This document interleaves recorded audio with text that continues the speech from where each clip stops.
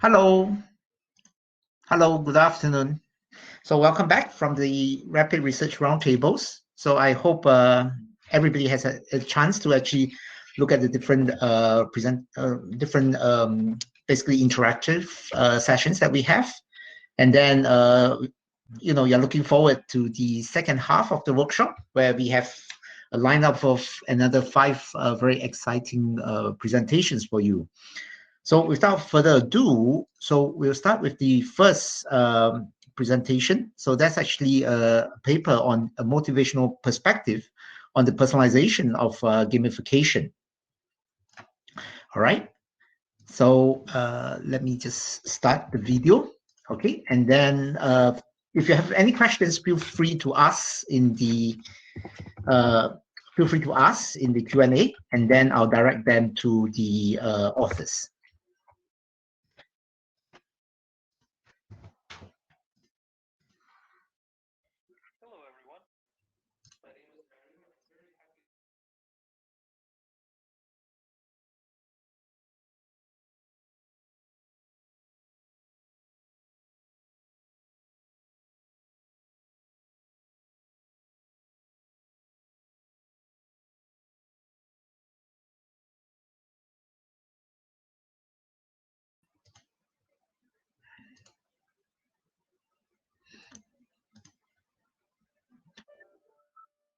Oh, yes. All right. So thank you very much for the presentation. Okay, so can I invite Mario to come on? I think we have a number of questions from the audience. Hello. Hi, Mario. Okay, thanks. You have a very interesting presentation, and it's a fantastic study.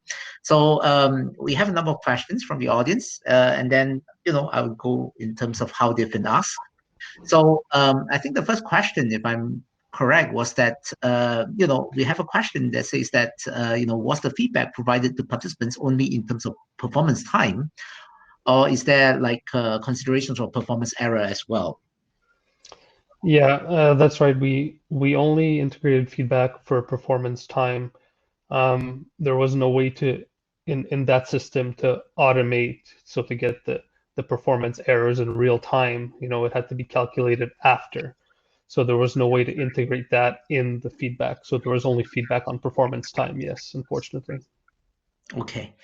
So then the second question is that, we have a question that asks, have you considered other gamification features such as, points, badges, leaderboards, in addition to task completion feedback? hmm And yeah, and that would be actually a next step of what we would do. So test other game elements in relation to the user types in order to see performance or engagement or motivation. So in this experiment, we focused on these two, but yes, it would be a next step for this study to evaluate more game elements. Okay. And then the third question is, I think we have a question that's wondering whether there is any learning effect because control 2 and 3 actually follow condition 1. So is there actually a learning effect that you experience? Yeah, and that's something that's a limitation. But like I said, the participants went through a training task before going through the three conditions. So we really made sure that they understood what they were doing and they were really familiar with both the prototype and the layout of the experiment. So we tried to limit the learning effect in that way. Um, Also, we presented conditions 2 and 3 in a counterbalanced order, a randomized and counterbalanced, just so we could avoid the learning effect between those two conditions. And when looking at research, if you present condition 1 with no goal after a condition 2 or 3 when a goal was presented, you automatically see a degradation of performance. So according to the literature on goal setting, in goal setting theory, we had to present condition 1 first and then 2 and 3 in a counterbalanced and randomized order. All right. Okay. So I just have one quick question of my own. Mario? Oh, I think he's disconnected. Is he back?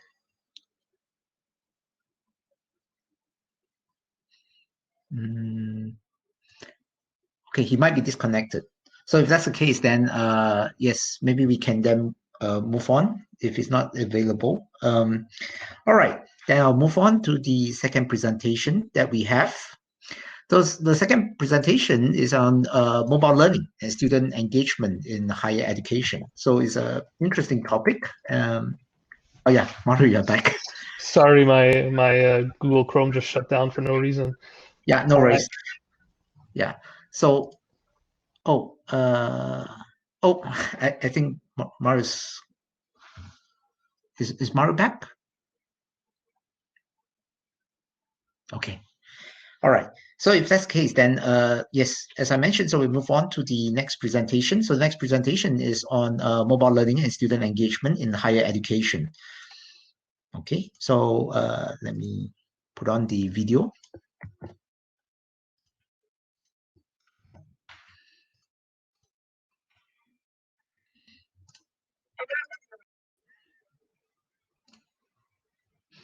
All right, so thank you very much. So can I have the presenter, Fatma, on the stage? Hello. Hi. Hi. It's a very nice presentation, especially on a very contemporary topic. Thank you. Yes, so I believe we have a question from the audience.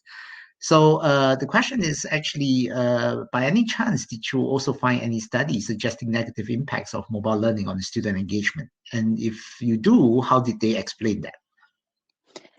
Yes, there was some studies which reported negative impacts, but only like 5 studies.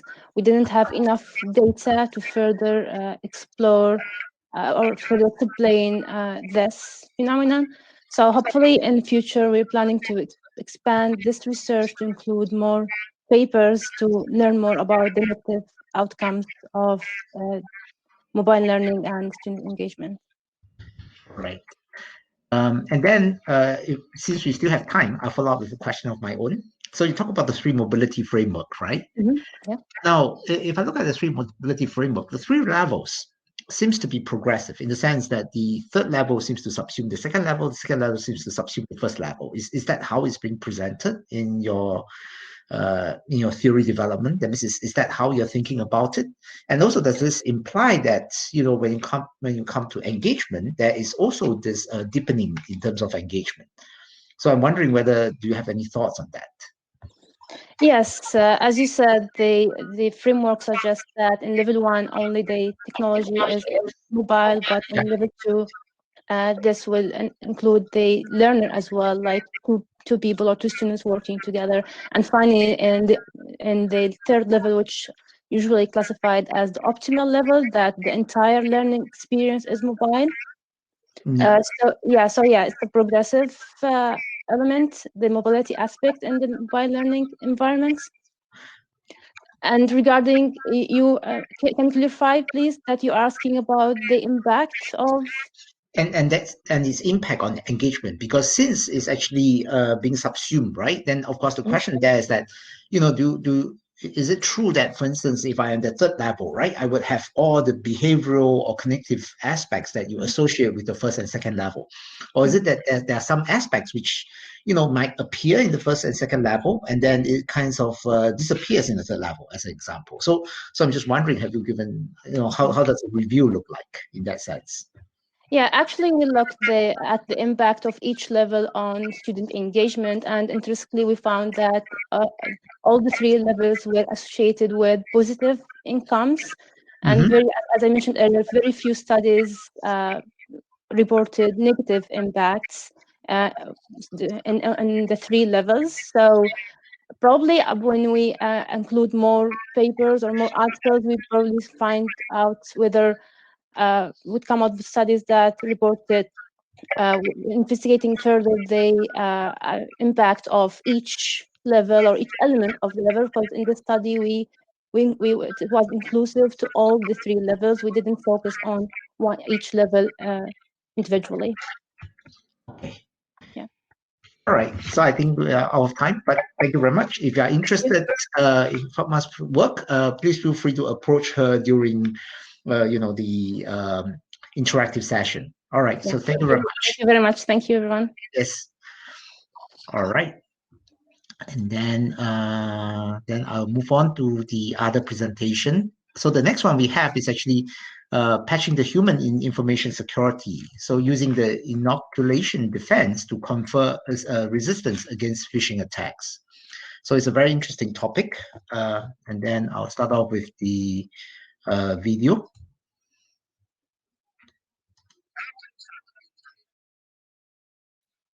All right. So thank you very much. So we can move on to the Q&A. Maybe can I have the presenter about Nicholas? Hi, thanks for having me. Yes. Hi, Nicholas. Thanks very much for a very interesting talk, especially on a very important topic. So I don't think we have any questions for our audience. So yeah, one of my own. So I mean, it's a good thing, right? I mean, it shows that you have you have covered your bases very well. Try to be comprehensive. So I'm just kind of wondering, because I think if I look at your research, it's quite interesting because you're actually conducting your research in an actual organization. I understand that, right? Yes, sir. And then how do you prevent employees, because once you devote them or kind of assign them to conditions, how do you actually prevent contamination across conditions since they are in the same organization, right? I presume. Yes, sir. Great question. This is something that we do have to contemplate because there is that issue of cross-contamination. But the premise of our study is that these individuals will be working remotely because of the type of environment that we are in. And if we're able to execute the study soon, everyone will still be home. Hopefully, they will not be conversing with one another because we want to get them within their actual home environment where they are psychologically preoccupied. They have their pets, they have their family, they have other types of work roles that they have to adopt to include their family roles. So we don't envision it being within an office space with individuals who are confined together who can easily mingle with one another. But we are going to have to put in some protocols to prevent crosstalk. Okay. Then just a quick follow-up. So of course, if you are, I think it makes sense to actually try to capture them when they're kind of stuck at home.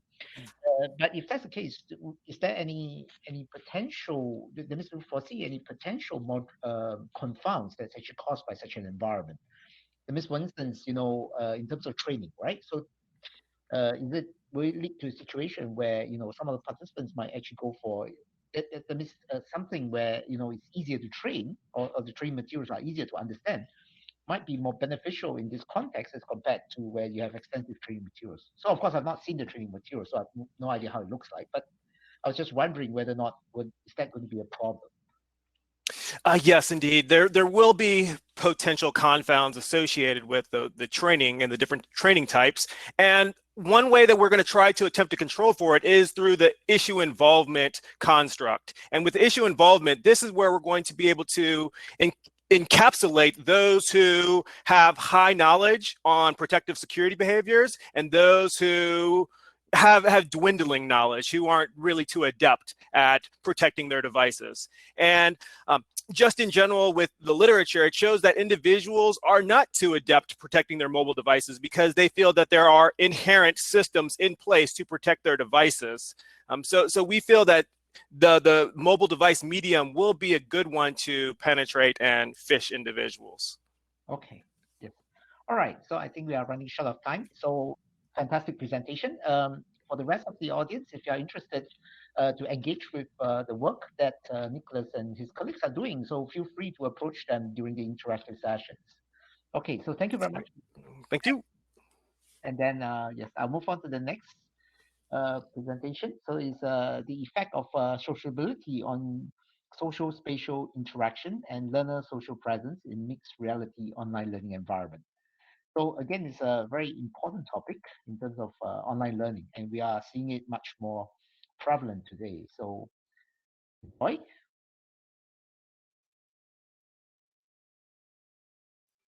All right. So maybe can I have Aidin on the stage?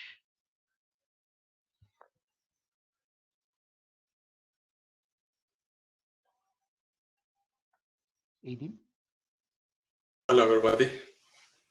Hi. Hi, Aidin. Yes, thank you for the very nice presentation, and again on a very contemporary topic. And you dress better than I do, so. It's just for fun. Thank you. So I guess we don't really have much questions from the audience, but maybe what I'll do is that I'll ask a little bit of a question of my own. So because you're talking about this mixed learning, right? And then mixed reality learning. So I'm just wondering, is that dependent on the type of content that you are actually, the pedagogical content that you are trying to deliver as well? Because wouldn't the content dictates whether or not mixed reality is feasible? So I'm just wondering, have you given some thoughts to that?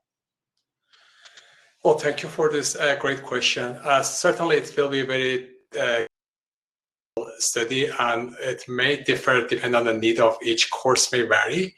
So that's why we are doing this research, just to understand first what are the features of the mixed reality that contributes to social presence, and how those features can be tailored into the need of each course. Like virtual labs have already been used for so many years already by different universities and different courses, but a virtual environment in terms of that, putting the HoloLens or one of those augmented reality or virtual reality devices, and to be able to see a hologram of the other person sitting next beside you is a new experiment. We are going to do this research in the context of the business school and the business courses at this point. And later on, we will expand to the different area in engineering and other courses as well. And a quick follow-up question to that. So I'm just wondering whether or not, if you're teaching university before, then you always know that there's always this issue with tension, right? So the fact is that there is actually diminishing towards course delivery. So I'm just wondering, when you look at this mixed reality,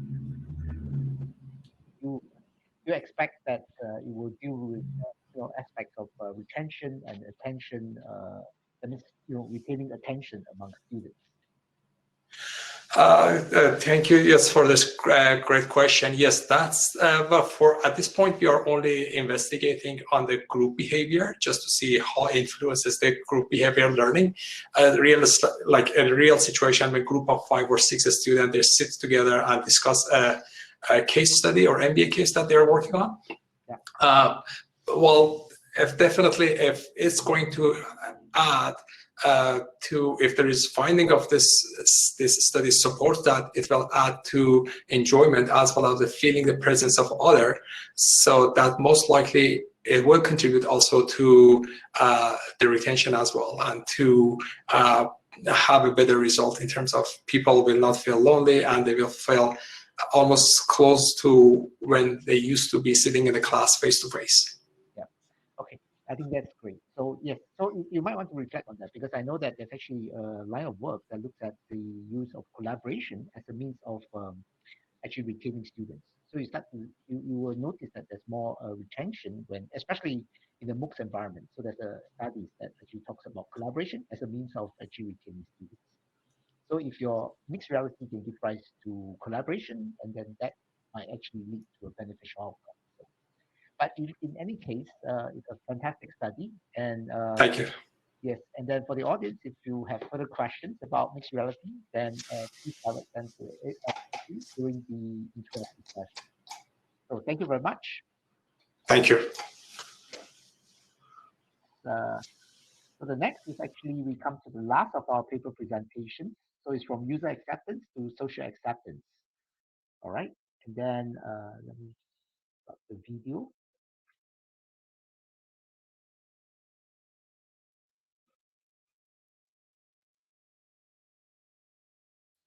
All right, so thank you very much for presentation. So can I have the presenter on stage? Hi, Chewy. Hi, Kamit. So you are taking the questions? I'm just taking the easy questions, and Guillaume in the chat will take all the difficult questions. That's good to know. So yes, thank you for a wonderful presentation. And of course, I'm familiar with your work. You're the most social person I've ever met. Oh, really? Yeah. Thank you. I take it as a compliment. So I think it's just natural that you talk about social acceptance. So we do not have questions from the audience, so maybe I'll have one or two of my own. So when you talk about social acceptance, I'm kind of curious because when you talk about social acceptance, are you referring to more on the collective level? That means because when we talk about technology acceptance, usually we are actually kind of considering it at the individual level. So when you talk about social acceptance, the way that you are thinking about it, are you thinking about it more on, for instance, when technology first come out, are you referring to the fact that how likely it's going to be accepted on the aggregate or communal level? So I'm just kind of trying to flesh out a little bit about what you have in mind for social acceptance. Yes, thank you, Chiu. It's a great question. Thank you for having us. We're very happy to be presenting our work. Essentially, when we initiated the research with this intuition, educated intuition, that the way in the mainstream IS literature we're reviewing technology acceptance at the individual level was mostly looking at the user interacting with an interface, and we're asking questions to the user about different factors influencing his or her likelihood of accepting using a technology. Yeah. And what you're mentioning here, are we looking at a collective level? For now, we're referring to a broader view, an invitation to see technology acceptance using a broader view with the term social acceptance, because other literatures have used this term, the SIGHCI literature a little bit, and other literature such as the one we referred in the healthcare and environmental studies. So this topic of accounting for more stakeholders than directly active stakeholders, let's say, in a process, has been familiar to them. And it seems that it hasn't to us really in our model of technology acceptance. And so our point somehow, or our argument is to say, listen, we have technologies that go a bit further than a user being in front of a computer using an ERP system or a website.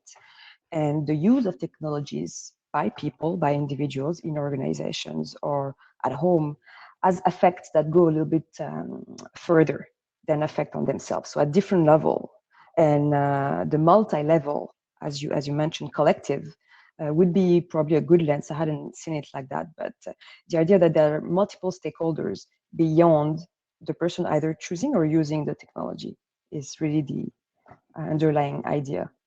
Okay. I would say. I don't know if it answers the question. But I think it's actually a good direction to think about it, because I think it also speaks a little bit to the fact that, as you mentioned, so we are entering the stage where there's a lot of social technologies and people are interconnected. So I think it's a good way of thinking about acceptance that goes beyond the more individual silos. Yeah. And I think we have a question. So I think there's a question about the difference between social acceptance and social acceptability. So maybe can you clarify that? Yes, thanks, Fiona. It's a great question. First, I would like to mention that we would have liked to have at the end of this paper, at least of this research, a strong framework to position and have some clarity on the concept. And we have to admit we don't have that yet. So for now, we just have a coverage of the literature, and we know that in IS there's almost absolutely nothing.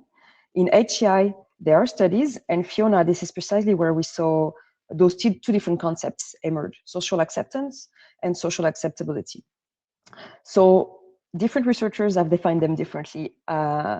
One, I think, easy way to distinguish them in one of the paper in the CHI proceeding is to see social acceptability as a characteristic of the technology, a design attribute, a bit like usability. Let's say if you look at the design side, what are the characteristics of this technology? Social acceptable.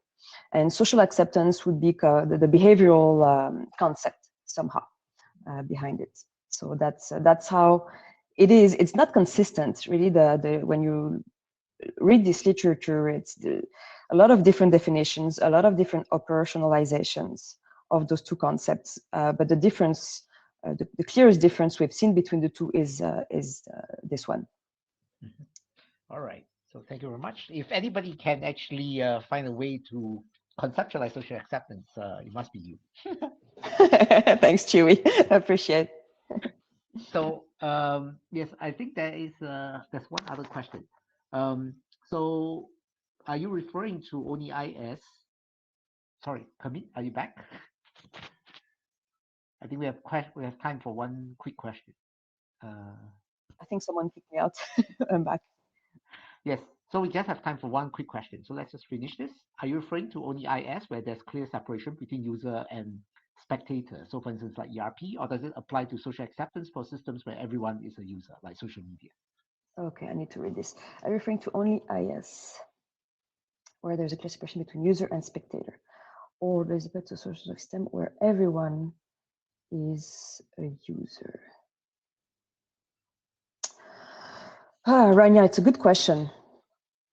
You know, to me, the broadest view would be the most inclusive and would be the best choice. I don't think we're bounded to a situation where we have a user and spectators of the interaction, let's say, but it's on a even broader level. You can have a system that could be, you know, invisible to me, but I am an indirect stakeholder, because let's say it's an automated decision-making system and the system is making decisions that affect me, like my ranking or whatever. And you know, as a set of people, stakeholders who are affected by decision from the system would be involved in the social acceptance. So we would like to go even further than stakeholders observing the use or being involved in the use, such as in a social media context where people are interconnected. Okay. All right. So sorry, I don't think we have any time for more questions, but if you have any questions, please. Thank you very much. To Kamit, yes, during the interactive sessions. So thank you very much, Kamit. It was great to see you. Talk to you soon. Sure. Fantastic. All right. Okay, so before we break for the interactive session, just a quick reminder. The survey to vote for the People's Choice Best Talk Award is now online. Please vote. Okay, so we'd like to hear your thoughts on, you know, who has really been fantastic in their presentation and who has, you know, wow you with their talk. So please give us your vote, and then we'll try to announce it during the business meeting. And then a quick reminder: the interactive session is on floor 3. Okay, and then the keynote, there is a separate Remo link. Okay. So please stay around for the interactive session, and then after that, when time comes for the keynote, please access the other link to go to the keynote. All right. So thank you, everyone. Hope you enjoyed the paper sessions and the interaction after that. Okay. So thanks.